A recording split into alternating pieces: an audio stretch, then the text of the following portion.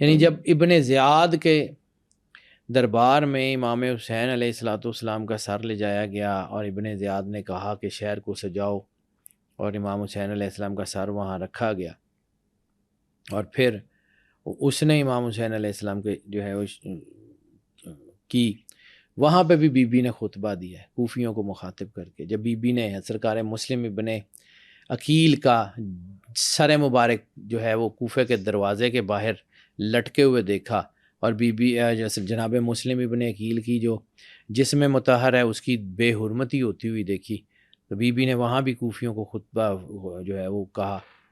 اور آج بھی جو ہے نا وہ بی بی کی دعا کے اثر موجود ہے.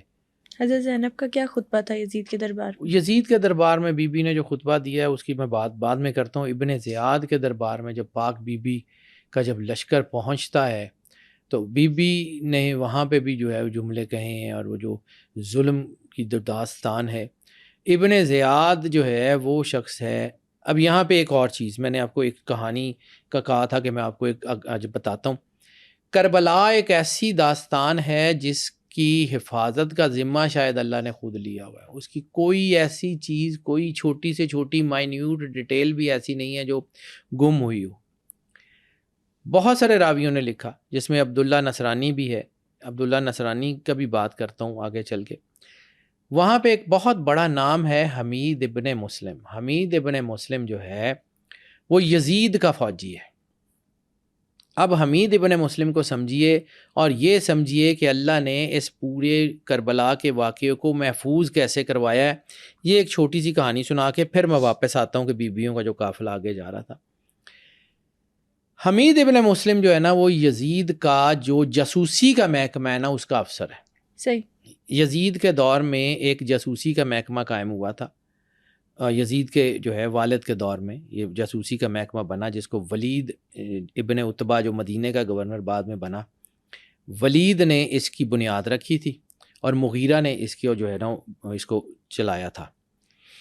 اور یہ محکمہ یہ تھا کہ یہ جو لوگوں کے اندر گھس جاتے تھے اور دیکھتے تھے کہ کس کے عقائد کیا ہیں، کس طرح ہیں، اور پھر اس کے خلاف کام کرتے تھے. ٹھیک ہے. حمید ابن مسلم کو یزید نے بلایا. اس نے کہا کہ میں نے عباد اللہ، اب یہ ایک اور چیز سمجھو، دو بھائی ہیں. ایک کا نام ہے عبید اللہ ابن زیاد جو کوفے کا گورنر ہے جس نے امام حسین علیہ السلام کو قتل کیا، اور ایک عباد اللہ ابن زیاد ہے جو اس کا بڑا بھائی ہے جو یزید کا پرائم منسٹر ہے. یہ دو بھائی ہیں جو یزید کے بہت نزدیک ہیں. عباد اللہ ابن زیاد سفارش کرتا ہے کہ میرے بھائی کو یہ کوفہ کی گورنری دے دیں، بصرے کا تو حاکم ہے، تو یہ ذرا امام حسین علیہ السلام والا جو واقعہ ہے معاملہ ہے اس کو یہ اچھی طرح ٹیک اپ کر لے گا. یزید کو یہ بندہ ناپسند ہے. یزید کو عبید اللہ ابن زیاد ناپسند ہے. اس کو یہ پسند نہیں ہے، یہ ظالم آدمی، یعنی ظالم بادشاہ کو بھی یہ والا ظالم پسند نہیں ہے. یہ اس سے بھی زیادہ شقی القلب تھا، اس سے بھی زیادہ ظالم تھا. تو یزید نے کہا کہ نہیں یہ مجھے پسند نہیں ہے. تو اس نے کہا کہ اچھا دیکھ لیں اگر آپ بہتر سمجھتے ہیں، کیونکہ زیاد جو تھا یہ آپ سمجھ لیں کہ یہ وہ شخص تھا کہ جس کی کوئی رشتہ داری بھی تھی یزید کے خاندان سے. اس کے بارے میں تاریخ میں بڑی فصاحت سے اور بڑی لکھا ہوا ہے کہ وہ مناظرہ ہوا تھا دربار میں کہ یہ بھی بیٹا ہے تو انہی کا خاندان ہے، انہی کی اولاد ہے. تو کٹ شارٹ ابھی ادھر جائیں گے تو لمبا ہو جائے گا. عباد اللہ ابن زیاد نے اپنے چھوٹے بھائی کو کہا کہ یہ آخری مہم ہے، اگر تو اس کو تو پورا کر دیتا ہے تو ٹھیک ہے، ورنہ بصرے کی گورنری بھی تیرے ہاتھ سے جا رہی ہے کیونکہ تو یزید کو ناپسند ہے.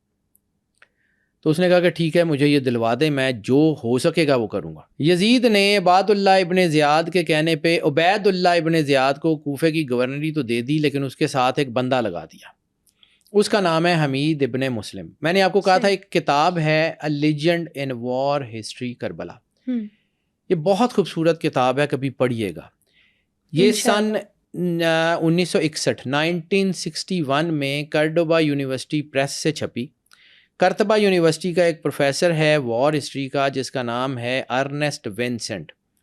ارنسٹ ونسنٹ جو ہے یہ وہ آدمی ہے کہ جس نے جو ہے یہ کتاب لکھی، اور اس کتاب میں یہ چونکہ روک کے علیحدہ باتیں کروں، یہ شاید جو ہے نا اس کو جب مکمل سنیں گے تو آپ کو سمجھ آ جائے گا کہ ان کا ربط کیا ہے.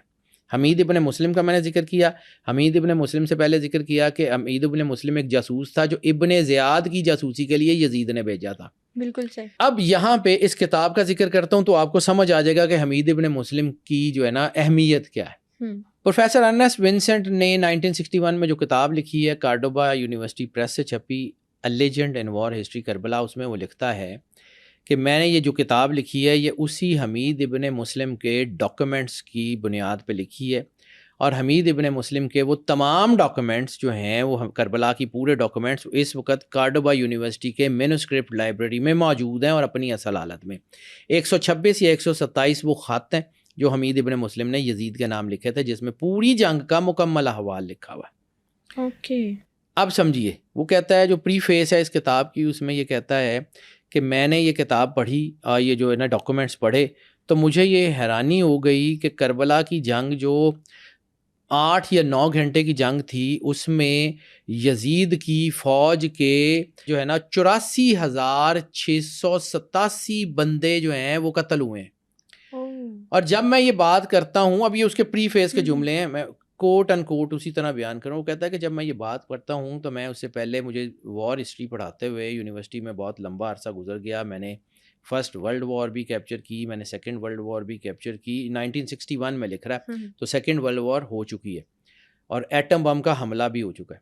تو اس نے کہا کہ میں نے ایٹم بم کے حملے ہوتے ہوئے بھی دیکھے ہیں، لیکن میں اس بات پہ آج تک حیران ہوں کہ without firing a single bullet, ایک گولی چلائے بغیر بھی کربلا کے میدان میں 86,000 جو ہے نا 687 یا 648 لوگوں کا قتل کرنا ممکن کیسے ہوا، جبکہ وہاں پہ تو اتنے سیکنڈ بھی نہیں ہیں. تو اٹ واز اے لیجنڈ. پھر اس کو لکھتا ہے کہ this is the title legend in war history Karbala, کہ اٹ واز اے لیجنڈ. یہ جنگ ایسی جنگ نہیں ہے جو گھنٹوں میں ختم ہو گئی ہے، اس کے پیچھے کچھ اور ہے. پھر اس نے وہ کتاب لکھی اور پھر اس نے اس کے اوپر پورا کیا. اب یہاں سے واپس آتے ہیں حمید ابن مسلم. آپ کو یہ سمجھ آ گیا، حمید ابن مسلم جو ہے نا اس کو یزید نے بھیجا کہ ابن زیاد کی جاسوسی کرنی ہے، اور اس کو 500 سوار دے دیے، 500 گھوڑ سوار دے دیے کہ ابن زیاد جو کچھ بھی کرے مجھے پوری ڈائری چاہیے تفصیل سے، ڈیلی مجھے روزانہ ایک خط بھیجنا ہے. حمید ابن مسلم یہاں آ گیا، اس کو ایک خط دے دیا. دمشق گورنمنٹ نے، یعنی فیڈرل گورنمنٹ نے خط دیا کہ یہ بندہ فیڈرل گورنمنٹ کا ملازم ہے، اگر اس کے بارے میں کوئی ہو تو اس فیڈرل گورنمنٹ کو لکھا جائے. کوفے کی پروونشل گورنمنٹ اس کو جو ہے نا وہ پکڑے گی نہیں، گرفتار نہیں کرے گی. اوکے. حمید ابن مسلم آتا ہے کوفہ میں ابن زیاد کے 2 دن سے پہلے، یعنی ابن زیاد 2 دن بعد آیا اور حمید ابن مسلم کوفہ میں اس وقت آتا ہے جب جو ہے نا ابن زیاد نہیں پہنچا ہوا. وہ آ کے دارالامارہ کے کچن کا انتظام سنبھال لیتا. بظاہر وہ باورچی ہے دارالامارہ کا، لیکن اس کا کام باورچی کا نہیں ہے، وہ جاسوس ہے. اب وہ فوج میں بھی ہے، وہ فوج کے ساتھ بطور باورچی کام کر رہا ہے، جنگ بھی لڑ رہا ہے، لیکن وہ باورچیوں کو چونکہ سردار ہے خود تو نہیں پکاتا، اس کے ساتھ باورچیوں کا سارا پورا نظام ہے، وہ صرف نظر رکھے ہوئے ہے، وہ جاسوس ہے. وہ ایک ایک چیز لکھتا ہے. اب اس کے ڈاکومنٹس کے مطابق یہ جو ہم یہ کہہ رہے ہیں نا کہ یہ اتنے بندے مارے گئے، تو اس کے ڈاکومنٹس کے مطابق کہ جب بھی کسی نے حملہ کیا اس کے بعد لاشیں گنی گئی تو اتنی لاشیں، فلاں بندے نے اتنے بندے مارے، فلاں بندے نے اتنے بندے مارے، فلاں بندے نے اتنے بندے مارے. یعنی وہ اسی کے حکیم حمید ابن مسلم کا جو ڈاکومنٹ اس وقت موجود ہے، جس کے اوپر یہ پوری کتاب لکھی ہے ارنسٹ ونسنٹ نے، اس میں وہ لکھتا ہے کہ امام حسین علیہ الصلوۃ والسلام کے اپنے ہاتھ سے 11,000 سے زیادہ بندے مارے گئے.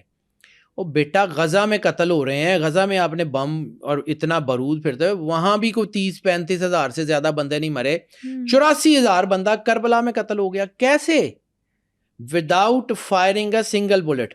اب اسی کے اوپر ارنسٹ ونسنٹ اپنا پورا کیس بلڈ کرتا ہے. وہ کہتا ہے کہ ایک بندہ جو محکمے کا جاسوس ہو، اور جب میں وار ہسٹری کو پڑھتا ہوں اور پرانی جنگوں کو، تو اس دور میں بادشاہ سے حکم عدولی کی سزا سیدھی موت ہوتی تھی. حمید ابن مسلم کے خطوط سے یہ نہیں لگتا کہ اس نے اپنے امیر سے جھوٹ بولا ہوگا، اور اسی کی بنیاد کے اوپر، یعنی میں نے آپ کو جہاں سے بات شروع کی تھی کہ اللہ نے اس کربلا کو محفوظ کیا یہ ڈاکومنٹس آج بھی پورے کے پورے محفوظ ہیں. اس میں یہ بھی لکھا ہوا کہ فلاں علاقے سے اتنی فوج آئی, فلاں سردار اتنی فوج لے کے آیا. اس میں جو فوج کی تعداد ہے امام حسین علیہ الصلوۃ والسلام کے خلاف جو موجود تھی کربلا کے اندر موجود تھی, وہ 3 لاکھ سے 2.5 سے 3 لاکھ سے زیادہ کی فوج تھی. یعنی 72 لوگوں کے مقابلے میں 2.5 سے 3 لاکھ کی فوج اتاری گئی. کچھ تھا تو اتاری گئی نا, ایسے ہی بے شک بلا وجہ اتار دی گئی. 2.5 سے 3 لاکھ کی فوج, دمشق سے بھی لشکر آئے, بصرے سے بھی آئے, کوفے سے بھی آئے, وہ جتنے شہر تھے جتنا سارا کچھ تھا وہاں سے یہ سارے کے سارے جو ہے نا یہ لشکر آتے رہے, اور یہ جو ہے نا فوج جو ہے وہ اپنا کام کرتی رہی.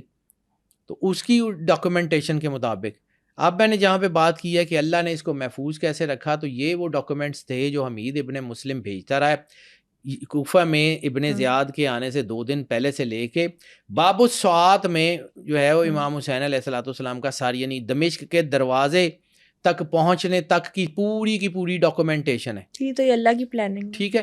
اب یہ ہوا کہ یہ جو ڈاکومنٹس تھے یہ یزید کی لائبریری میں محفوظ تھے, اس کو خط آتے تھے.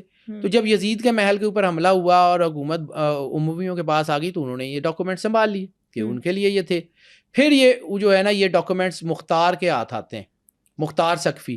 اور مختار سقفی وہ آدمی ہے کہ جو ان خطوط کو پڑھتا ہے اور ان خطوط کو پڑھنے کے بعد بندے ڈھونڈتا ہے کہ کس کس نے امام حسین علیہ الصلوۃ والسلام کی شہادت میں کیا کیا کردار ادا کیا تھا, اور پھر وہ قتل کرتا ہے. یعنی مختار نے صرف اور صرف 2.5 سال کی حکومت میں, 2.5 سے 3 سال کی حکومت میں سارا تختہ پلٹ دیا.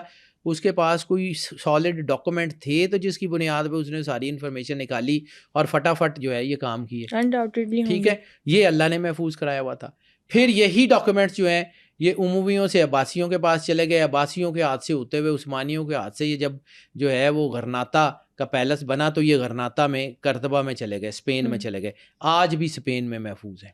یعنی کربلا کا ایک ایک واقعہ مینوسکرپٹس کی شکل میں, وہ خط جو حمید ابن مسلم نے یزید کو لکھے تھے وہ خط 123 یا 124 ہیں یا کچھ 127 ہیں, مجھے ایگزیکٹلی یاد نہیں, لیکن وہ سارے خط محفوظ ہیں. اس کے اوپر پوری ایک بک لکھی ہے ارنسٹ ونسنٹ نے, اے legend in war history Karbala. اس میں سارا کچھ بیان ہے.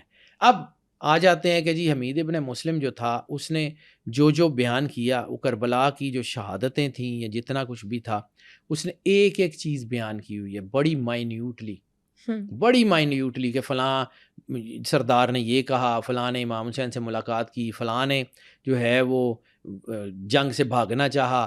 تو پھر یعنی فوراً جو خط آ جاتے تھے ابن زیاد کو کہ وہ فلاں یہ کر دو, فلاں یہ کر دو, ابن زیاد پریشان تھا کہ یزید کو اتنی خبریں کون دے رہا ہے. بالکل, لیکن اس کو ساری زندگی یہ پتہ نہیں لگا کہ اس کے اپنے دارالامارہ میں یزید کا سپاہی تھا جو یزید کو یہ ساری خبریں دے رہا تھا. خیر ٹو کٹ شارٹ, جب جو ہے وہ سار آتے ہیں امام حسین علیہ الصلوۃ والسلام کا سار آتا ہے یزید کے دربار میں, یعنی پوری حلب کا میدان چھوڑ دیا, سارے جتنے بھی وہاں پہ جتنے بھی ظلم کی داستانیں ہیں راستے میں ایک سے ایک بھری پڑی ہے.